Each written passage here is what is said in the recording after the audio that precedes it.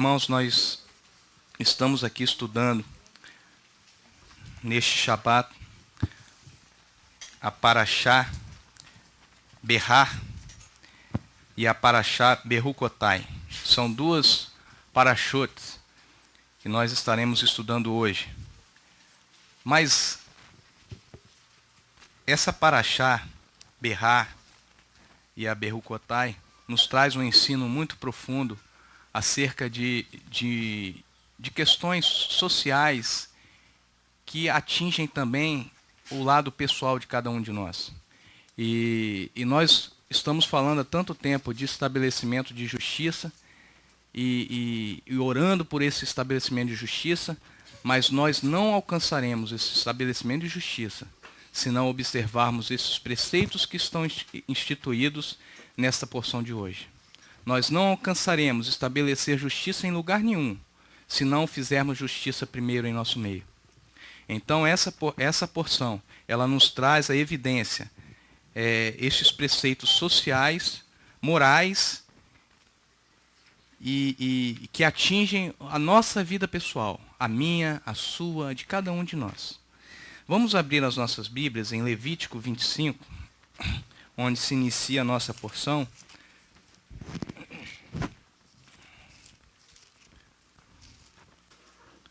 Levítico 25. Quem é que está no reto, hein? Não, Midian subiu. Você? Então tá. É porque nós vamos precisar usar o reto, por isso que eu vi que não tem ninguém ali.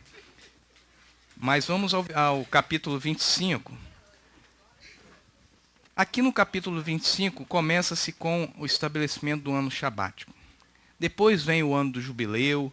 E depois, no capítulo 26, vem a recompensa pela obediência, vem o castigo pela desobediência. E no capítulo 27, ali fala do remindo o que é do eterno. Mas nós vamos nos ater ao capítulo 25, versículo 17 e 18. Vamos ler? Ninguém defraude o seu próximo, mas tema ao seu Elohim. Eu sou o eterno vosso Elohim. Observai os meus estatutos, guardai os meus juízos e cumpri-os, e assim habitareis seguro na terra. Nós vamos nos ater a esses dois versículos neste Shabat. Por quê? Porque esses dois versículos nos traz um direcionamento do que vem a ser o estabelecimento de justiça, do que Elohim quer que façamos para estabelecer a justiça aqui na congregação e nesta cidade. Nós observamos ali, na primeira frase do versículo 17, diz o seguinte: ninguém defraude o seu próximo, mas tema ao seu Elohim. O senhor pode observar que tem dois verbos aí, o verbo defraudar e o verbo temer. Vocês podem observar isso aí? Ninguém defraude o seu próximo, mas tema seu Elohim. A defraudação, o verbo defraudar, não está ligado ao verbo temer. Ele está ao contrário do verbo temer. Você vê aí, ninguém defraude o seu próximo. Ao contrário de defraudar, tema ao seu Elohim. É isso que está escrito aqui. Então a primeira coisa que nós devemos observar, o que vem a ser defraudar o nosso próximo. Como eu tenho defraudado ao meu próximo? Como eu tenho defraudado o Léo? Como eu tenho defraudado a Dione? Como eu tenho defraudado? E por que eu tenho defraudado? É isso que primeiramente nós precisamos observar. E aí nós vamos entrar no estabelecimento de justiça. Fizemos aqui um gráficozinho para entendermos melhor. Defraudar significa privar o seu próximo do bem que lhe é de direito. Valer-se de fraude para contrariar ou burlar a lei. Aí eu acrescentei, Torá. Isso é do dicionário, não fui eu que coloquei não, é o dicionário que fala isso. Privar o seu próximo do bem que lhe é de direito e valer-se de fraude para contrariar ou burlar a lei. Vamos mais adiante.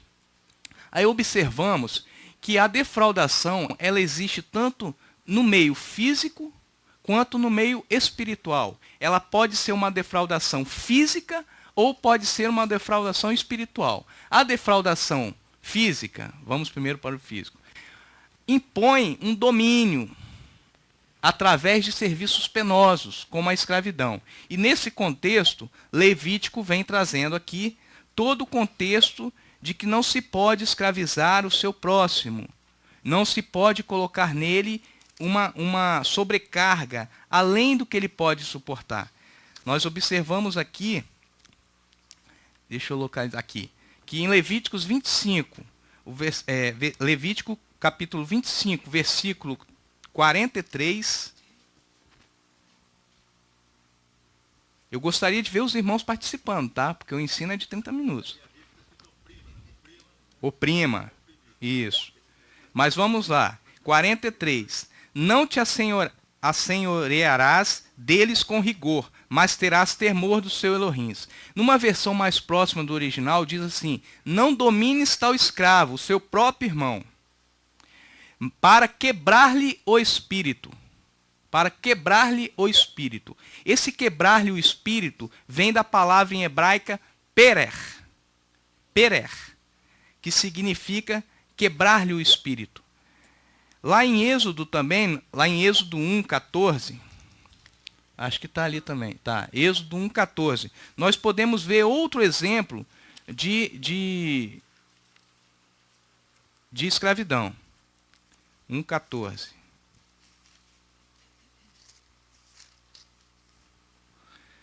Versículo 14, parte B. Mas vamos ler ele todo. Assim lhes amarguravam a vida com dura servidão. Isso onde? No Egito. Quando o povo de Israel estava no Egito. Em barro e em tijolos. E com toda sorte de trabalho no campo. Com todo o serviço em que na tirania os serviram. Mais próximo do original, diz assim, a parte B. Todo o trabalho que lhes impunham era com a intenção de alquebrá-los. Alquebrá-los. O que quer dizer alquebrá-los? Enfraquecer, abater, segundo a tradução da Torá Viva. Enfraquecer e abater. Nós já estamos chegando numa situação de podermos entender o que isso vem a ser enfraquecer e abater. A questão espiritual, há também a defraudação, gera um domínio através da imposição da idolatria. Foi o que aconteceu quando os persas, os babilônicos, Roma, dominaram Israel, no período em que esses impérios dominaram Israel. Está ali em Daniel 3. Em Daniel 3 nós podemos ver claramente quando Nabucodonosor impôs a adoração ao seu Deus de ouro. Vamos lá, Daniel 3. Você vê que eu estou mostrando os exemplos claramente para que nós possamos entender. Daniel 3. Ali, Nabucodonosor fez uma estátua de ouro e obrigou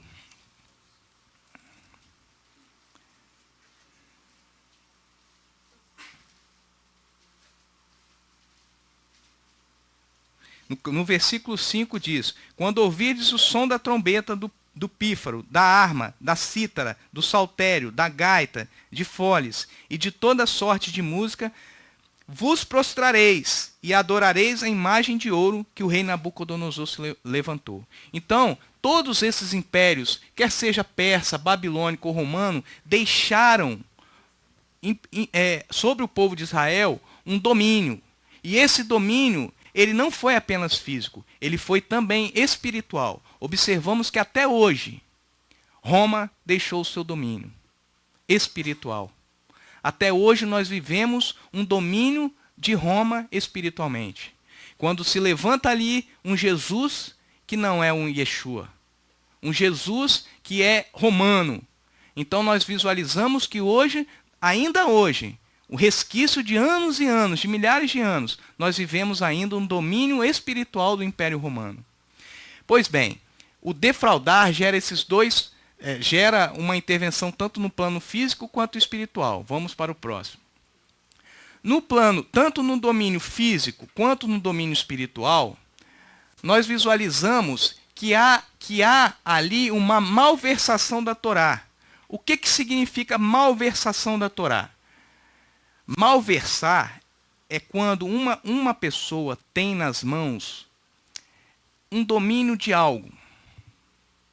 Vamos ver se vocês conseguem entender. O domínio de algo. Por exemplo, eu estou num cargo público. Então eu tenho a gerência ali, bens e recursos financeiros para gerir. Quando eu não faço uma boa gerência desse recurso, ou quando eu emprego ele inconvenientemente, ao meu arbítrio, eu incorro numa malversação. Eu pratico uma malversação. Eu posso ser responsabilizado tanto na esfera criminal quanto na esfera administrativa através de uma ação de improbidade administrativa. Então, isso que é malversação. Agora, o que isso tem a ver com a nossa porção?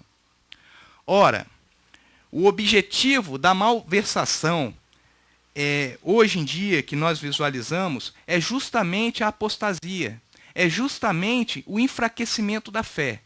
Como que isso acontece? Quando eu tenho nas mãos, quando o Eterno me dá, quando o Eterno me concede todo o conhecimento da sua palavra. Quando eu tenho nas mãos um munus público, isso não é só meu. Isso é público. Isso é de todos nós. Isso é o maior bem que nós podemos ter. É a Torá viva.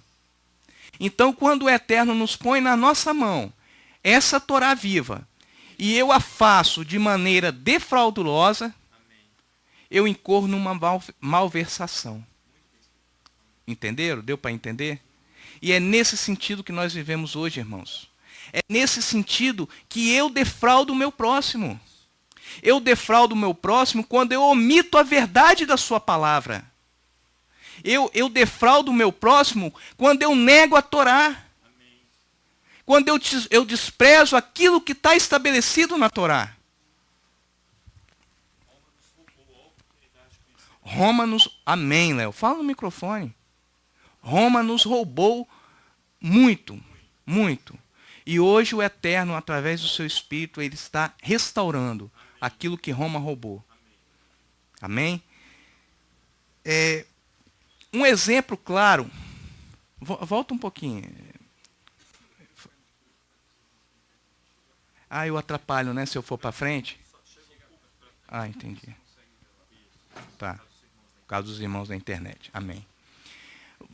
Visualizamos aqui um outro exemplo do que vem a ser a distorção da Torá. Os fariseus foram altamente repreendidos por Yeshua. Mas por que eles não eram detentores da Torá? Eles eram detentores da Torá. Eles estudavam a Torá na sinagoga todos os Shabats. Então por que Yeshua bateu de frente com eles? Aí nós visualizamos que Yeshua lá em Mateus 23, vamos lá conosco, Mateus 23,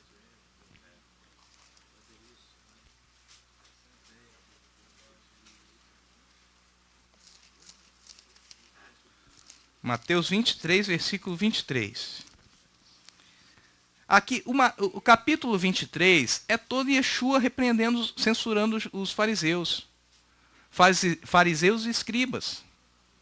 Lá no versículo 23, ele diz assim: ai de vós, escribas e fariseus. Não é esse não, irmãos.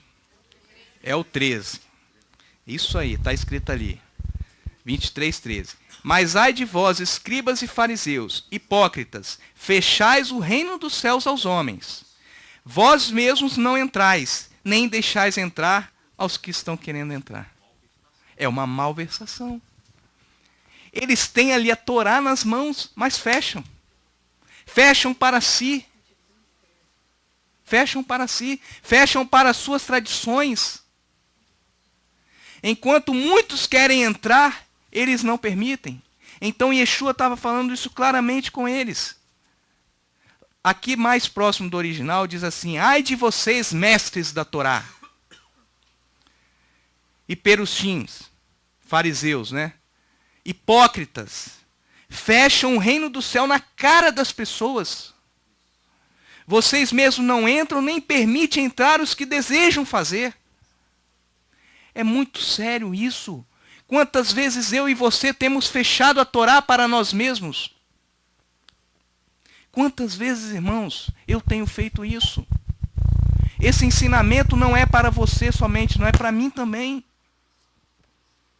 Quantas vezes nós temos achado que somos detentores da verdade absoluta, quando o Eterno tem nos dado porção após porção para nos ensinar que nada sabemos? Lá em Lucas 11, 52, continue em Mateus. Vamos lá em Lucas 11, 52.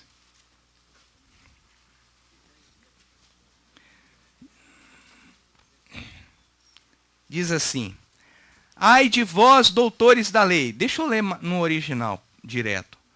Ai, vós, instrutores da Torá, porque tomastes a chave do conhecimento. Aqui Lucas já fala diferente de Marcos. É o mesmo texto, mas Lucas já traz uma redação diferente do que traz Mateus em seu apócrifo. Ele fala assim: tomastes a chave do conhecimento, não entrais nele. Não entrais. E aqueles que entram, vós os impedis. Observe a questão, meus irmãos. A questão é muito séria. Nós estamos a ponto de subirmos para um outro lugar, mas nós não subiremos. Nós não subiremos enquanto não for estabelecida a justiça em nosso meio. Nós não subiremos. Porque antes de irmos, nós temos que acertarmos a situação em nosso meio. Nós temos que parar de fechar a Torá e de entender que somente nós somos conhecedores da verdade, quando o único conhecedor de toda a verdade é o eterno Elohim. Mas nós, na nossa santidade absoluta, nós achamos que só nós fazemos o que é certo. Nós achamos que só nós somos os corretos. E fechamos numa doutrina separatista. Nós queremos estar afastados daqueles que assim não pensam, quando nós deveríamos estar ensinando a eles a Torá, mas ensinando, vivendo e não falando. Amém? Amém. Amém.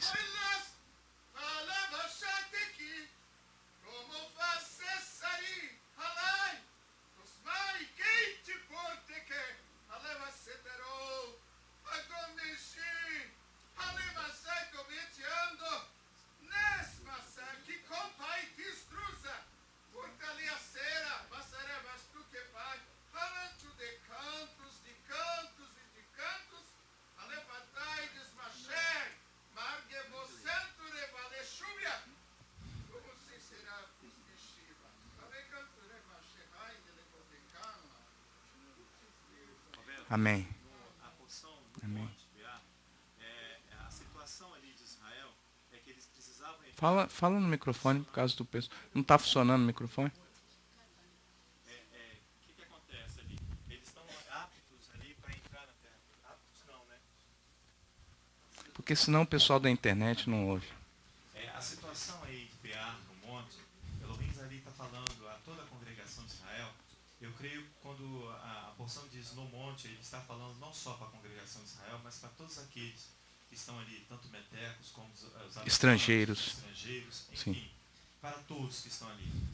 Qual é a situação de Israel? Eles estão na iminência de entrar numa terra da promessa, a terra prometida por eles. Então eles não possuirão a terra se não começarem a observar os mandamentos ali que está escrito. Amém. Por isso que ele vem falando no Shabbatut, que são o ano do jubileu. Depois ele vem falando das bênçãos e da maldição. Isso que está nos anunciando é exatamente aquilo que Beá, Elohim está anunciando. Amém. Ele está anunciando a Israel que eles só possuirão a terra prometida se observarem estes mandamentos, esses preceitos. Amém. Não adianta nada, é isso que você está nos ensinando. Não adianta nada nós termos a palavra e não executar a palavra. Amém. Porque quando eu não executo, eu não dou testemunho que o outro precisa ver em mim para que ele volte para Elohim, para que ele se Era o que os fariseus faziam. Exatamente, isso Né? aí E aí Yeshua fala, se a vossa... a malversação. E Yeshua fala, se a vossa justiça, ao estabelecimento de justiça, se a vossa justiça não exceder a dos escribas e fariseus, não entrareis no reino do Por céu. isso que o salmista diz lá no Salmo 121, né? De onde virá o meu socorro? O meu socorro vem do eterno Elohim. Exatamente. Amém. Para onde? E para onde que ele vai olhar? Para os montes de Jerusalém.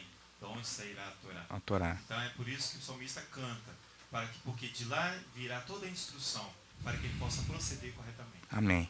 Yeshua ali em Mateus 23, 23, voltamos lá em Mateus 23, 23, ele pega mais firme ainda.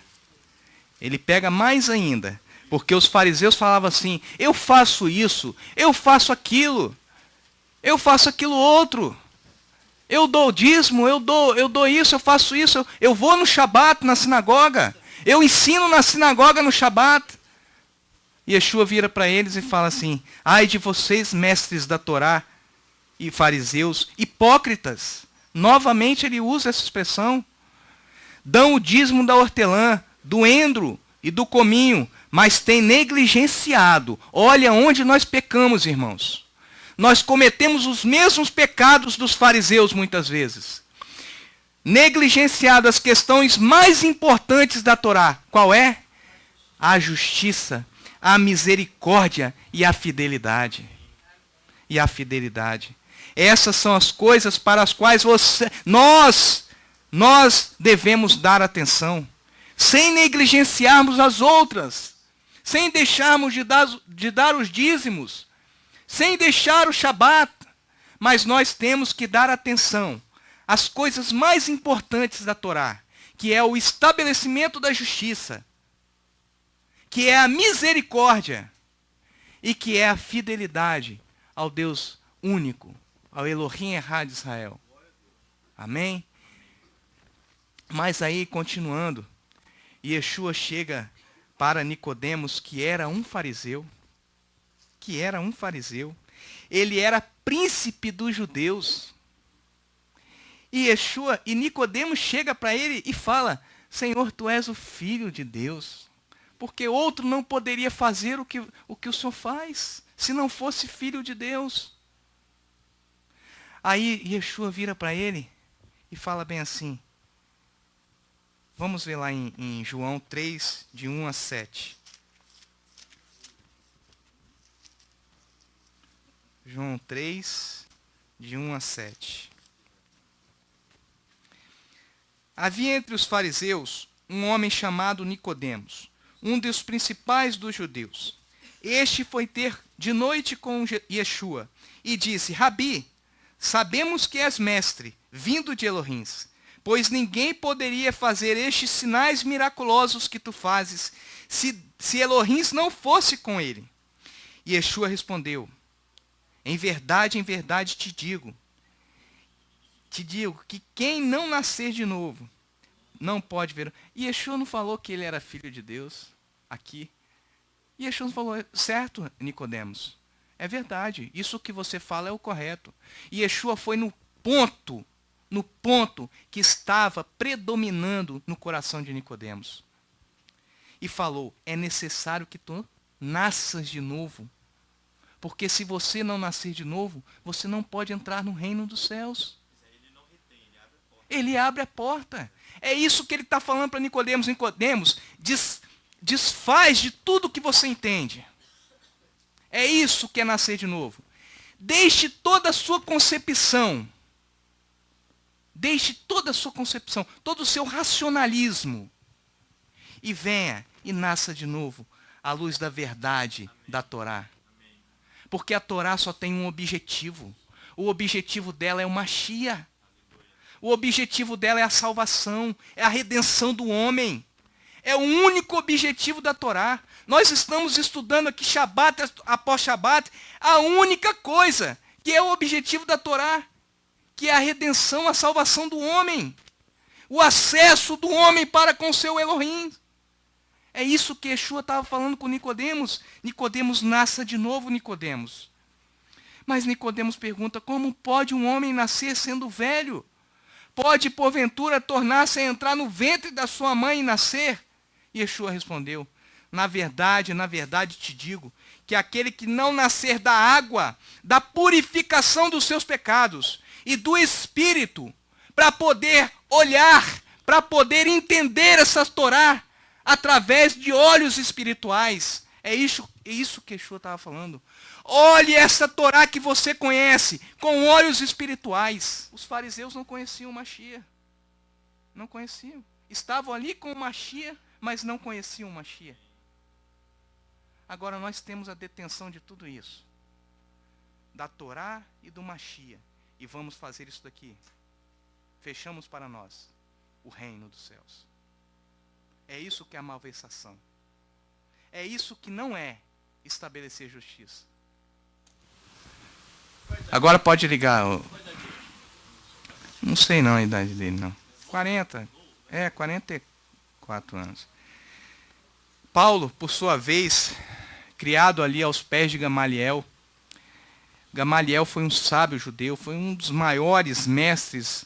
Eu não poderia nem falar essa palavra aqui. Cláudio falou bem assim, ó, você não fala essa palavra aí não, porque o pessoal vai entender errado.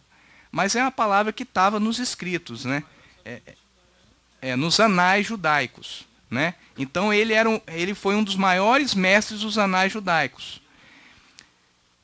Em sua carta aos Gálatas 3:23, Gálatas 3:23,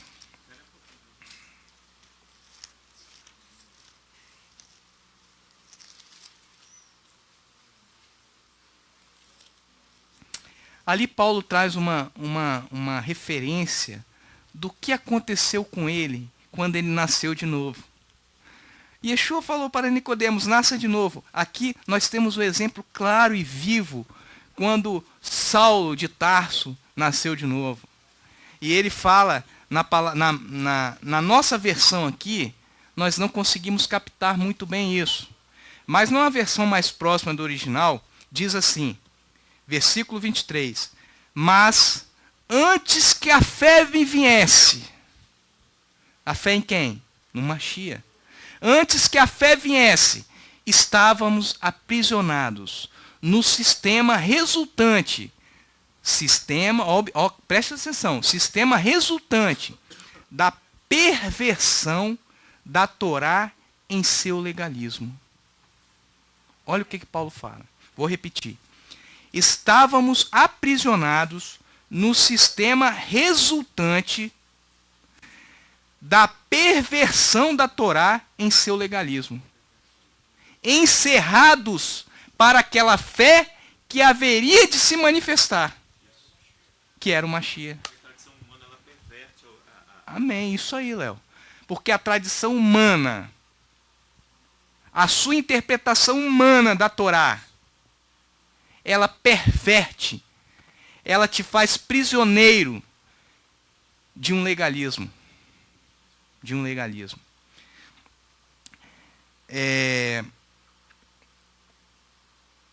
Voltando aqui também acerca do domínio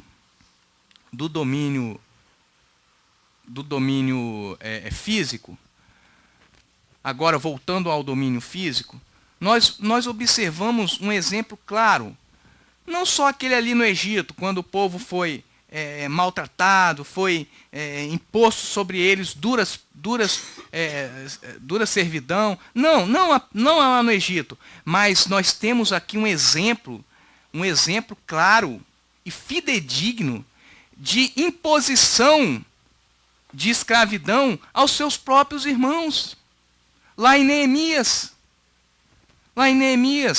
Vamos lá em Neemias 5. A escravidão, ela ou é imposta por um outro homem, a um outro homem, ou é imposta por você mesmo, a você mesmo. Como você deixa isso. Você se torna escravo do pecado. Isso. Então a escravidão ela pode vir através de um homem sobre outro homem, ou de você mesmo sobre você. Amém. Né? Neemias 5. Neemias 5. Nós não vamos ler tudo não, porque é grande. Vamos ler 1-9. Ora, os homens e as mulheres levantaram um grande clamor contra os judeus seus. Então quem era ali? Irmãos. Alguns diziam, nós, nossos filhos e nossas filhas, somos muitos. Que se nos dê trigo para que comamos e vivamos. Por quê? Porque ali estava faltando alimento. Ok. Outros diziam: estamos empenhando as nossas terras, ou seja, vendendo as nossas terras, as nossas vinhas e as nossas casas, para conseguirmos trigo durante a fome. Ainda outros diziam: tomamos dinheiro emprestado até para o tributo do rei, porque não se tinha dinheiro, estavam passando fome, sobre as nossas terras e as nossas vinhas. Embora sejamos da mesma carne, do mesmo corpo e do mesmo sangue que nossos irmãos, e nossos filhos sejam tão bons quanto os deles. Contudo, temos de sujeitar nossos filhos e nossas filhas para serem servos. Aqui a palavra errada. Para serem escravos. Isso. Algumas de nossas filhas já foram reduzidas à escravidão, mas não está em nosso poder evitá-lo, porque os nossos campos e as nossas vinhas pertencem a outros. Ouvindo eu o seu clamor, quem ouvindo? Neemias, governador. Ouvindo eu o seu clamor, e estas palavras fiquei muito irritado. Considerei-as comigo mesmo.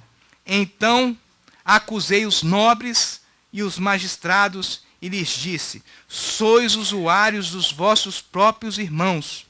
Assim convoquei contra eles uma grande assembleia e lhes disse: nós resgatamos os judeus, nossos irmãos, que foram vendidos às nações segundo as nossas posses. Agora vós negociareis os vossos irmãos para que sejam vendidos a nós?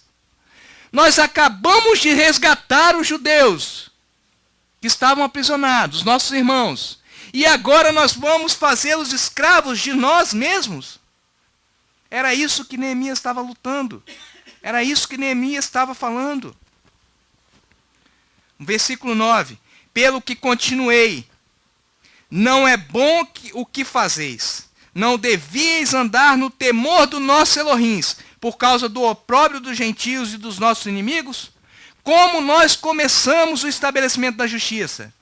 Com aquela palavra que diz: não defraude o seu próximo, mas tema Elohim. Não devias andar no temor do nosso Elohim, a trazer opróbrio sobre eles? É a mesma palavra, irmãos. É a mesma palavra. É o mesmo pecado. E nós não somos diferentes em nada. Em nada. O patriarca Davi, no Salmo 58, que ele intitulou como Não Destrua. Salmo 58, se você for ver aí na sua Bíblia, está escrito Não Destrua. É um mictã. Mictã. Considerado um mictã. O que é o mictã? Na verdade, em hebraico é mirtã. O mirtã, ele é... A tradução dessa palavra, muitos consideram que seja ouro puro. Mirtã, ouro puro. Mas, na verdade, uns consideram que essa palavra mirtã tem duas palavras que são unidas. A primeira palavra, mar, que significa humilde, e tã, que significa perfeito.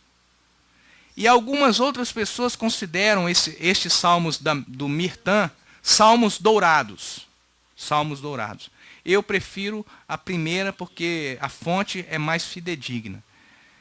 Davi ali, ele chega no final do salmo, ele diz assim: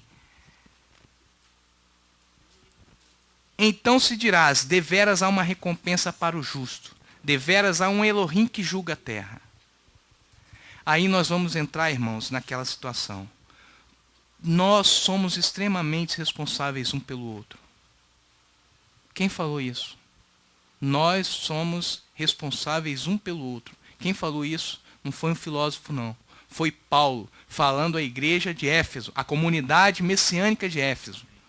Eu esqueci desse detalhe. Comunidade messiânica de Éfeso. Lá em Efésios. Em Efésios, deixa eu achar aqui.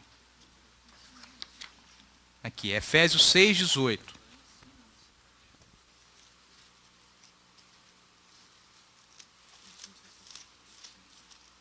Efésios 6:18.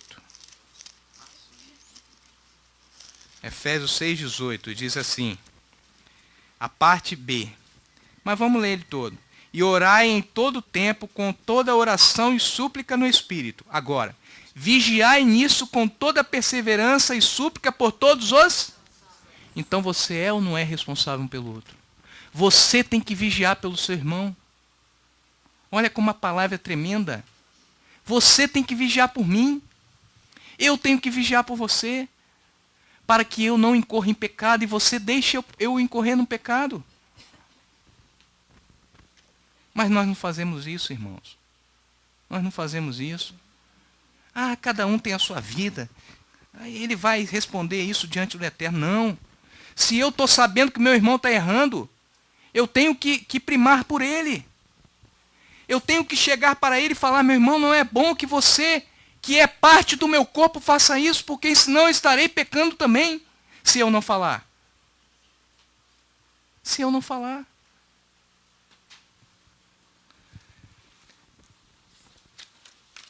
A paraxá dessa semana, além de trazer tudo isso, lá em Levíticos 25, lá em Levítico 26, ele vem trazer sobre a recompensa da obediência.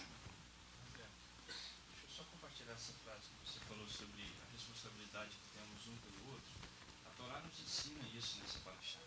Quando a gente visualiza ali a questão de Neemias, você falou que eles compraram, resgataram os povos das nações vizinhas. Isso está descrito lá na nossa paraxá, no Levítico capítulo 25, no verso 44, diz assim, ó, com respeito aos homens e às mulheres que vocês tiverem por escravos, comprem escravos e escravas das nações vizinhas. Comprem também filhos de estrangeiros que vivem com você e membros das famílias deles nascidos em sua terra. Eles pertencerão a vocês. Não é essa parte que eu quero mostrar, mas tem aqui no versículo posterior, dentro desse capítulo 25, diz que quando um judeu empobrecer, ou um irmão empobrecer, e ele for vendido a um pagão, a uma pessoa que não crê no Criador, aqui eu não estou falando de nação, 35? T5.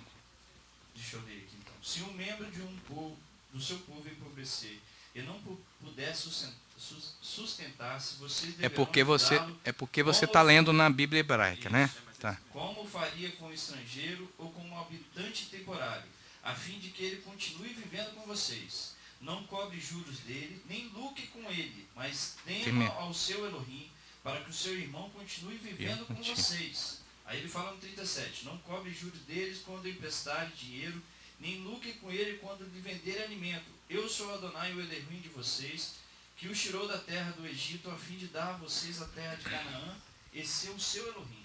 O que Neemias estava fazendo era estabelecendo essa justiça. Porque a nação de Israel, o que tinha acontecido? Pelo fato dela ter sido escravizada, muitos judeus se tornaram escravos de homens que não tinham temor de Elohim. Era obrigação de um irmão judeu, era obrigação de resgatar esse pobre. O que eles fizeram? Fizeram o resgate desse pobre, e a partir desse momento começaram a cobrar juros desse resgate para que eles tenham alimento. Ou seja, quando você está estabelecendo a justiça, você não pode estabelecer a justiça pensando no benefício financeiro. Amém, Francisco, amém. Isso aí, Francisco. Essa é a essência da... Essa é a essência da Torá. Isso. É o que a Torá fala, que o verdadeiro homem que vai habitar com o Criador é aquele que jura, e mesmo com dano seu, ele permanece no juramento. Você está fazendo o quê? Você está estabelecendo a justiça. Nós temos a responsabilidade de aí trazendo para o nosso dia. Nós temos a obrigação de estabelecer justiça para com os nossos irmãos que não estão aqui conosco, e nós não temos direito nenhum que após desse resgate nós estabelecemos alguma coisa em benefício próprio nosso. Amém. É o que o mundo moderno, espiritual, tem buscado fazer. Ou seja, tiram as pessoas de um pecado, mas estão usurpando delas, estão usurpando no dízimo, estão usurpando, na verdade, da palavra... Dos ensinos verdadeiros da Torá. Ou seja, para benefício próprio. Malversando. Igreja, ou seja, do líder, e assim por diante, ou seja, de um partido. Isso. E assim vai. As pessoas ajudam com benefício próprio. Com benefício próprio. O conceito da tzedakah aqui dessa congregação não pode ser o conceito, eu vou fazer tzedakah para que a pessoa... Amém, amém, Francisco, amém. Para tirar um peso de mim, eu vou fazer tzedakah. Não é esse o entendimento. Amém.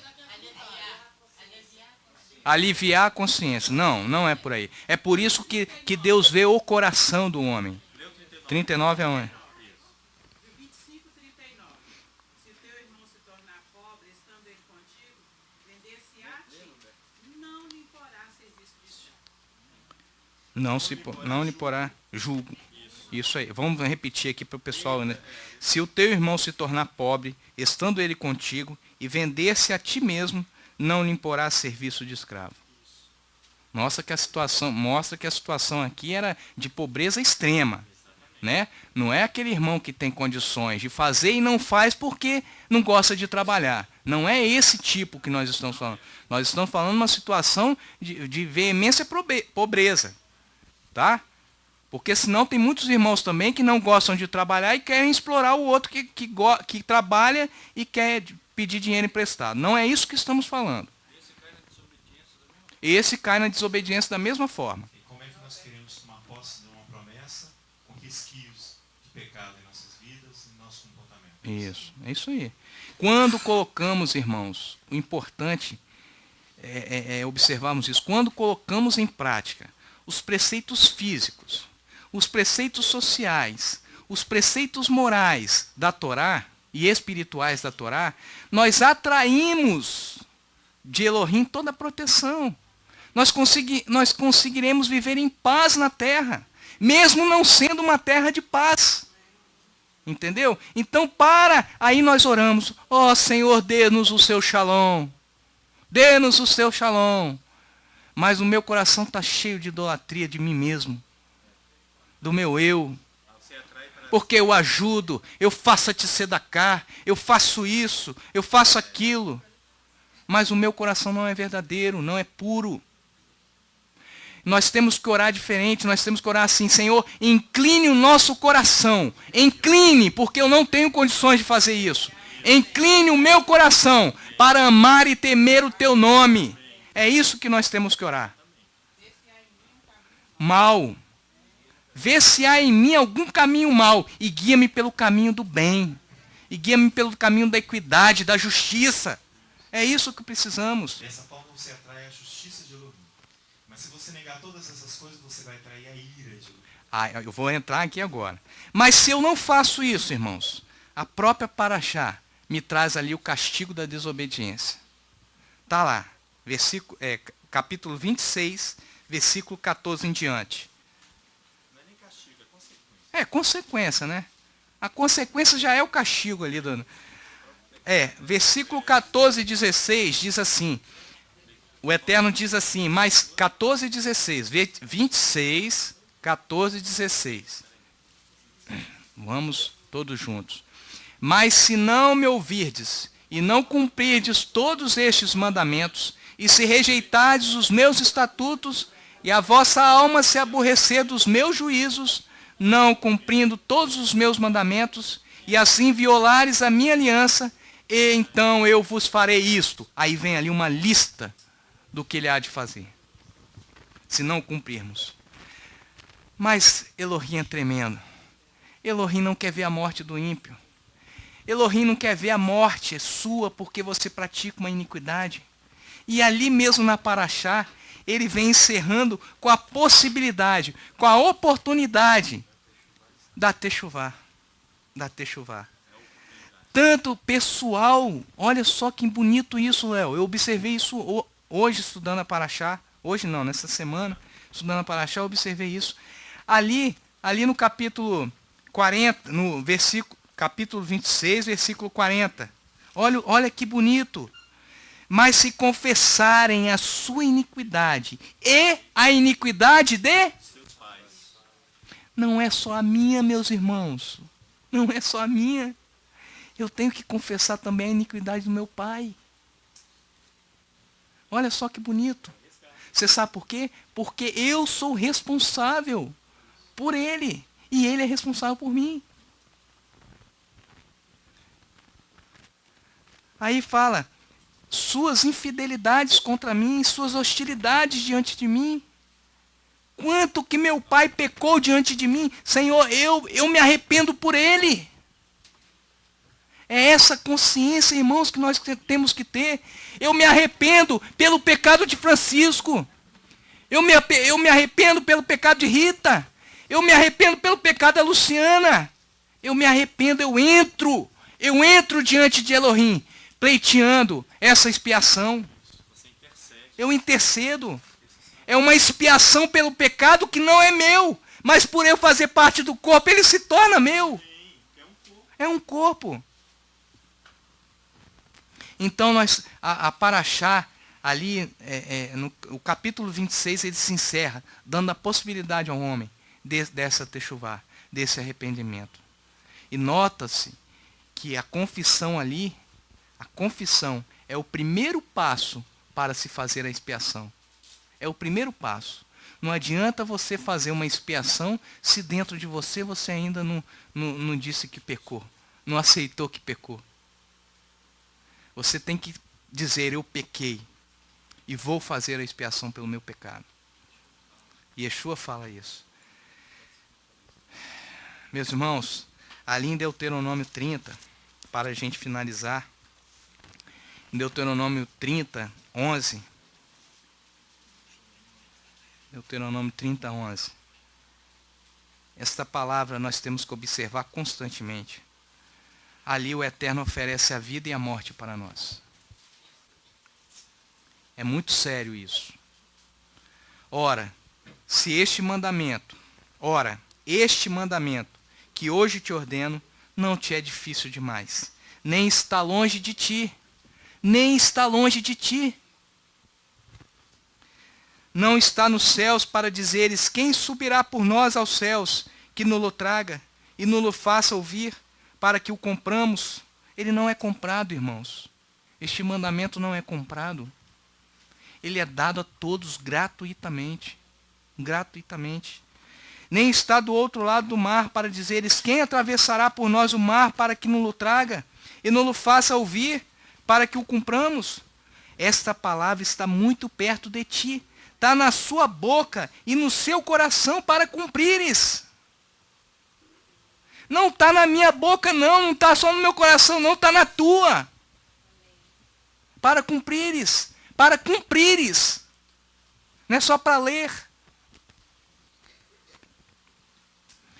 Vê, hoje te proponho a vida e o bem, a morte e o mal. Qual o caminho que você quer seguir?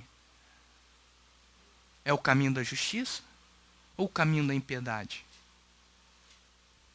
Em Ezequiel 33 fala assim, se o meu justo pecar, cometer iniquidade, ele será julgado pela iniquidade que cometeu e não pela justiça que praticou antes. Mas se o ímpio se converter da sua iniquidade e praticar atos de justiça, ele será julgado pela justiça que está praticando e não pelos atos de impiedade que ele praticou. O que vale é o que você faz hoje. O que vale é como você está hoje diante de teu Elohim. Se Yeshua voltar hoje, como você estará? É isso que vale, é o hoje. A sua, esqueci o nome, que põe azeite. A sua lamparina não. O seu candeeiro estará cheio de azeite?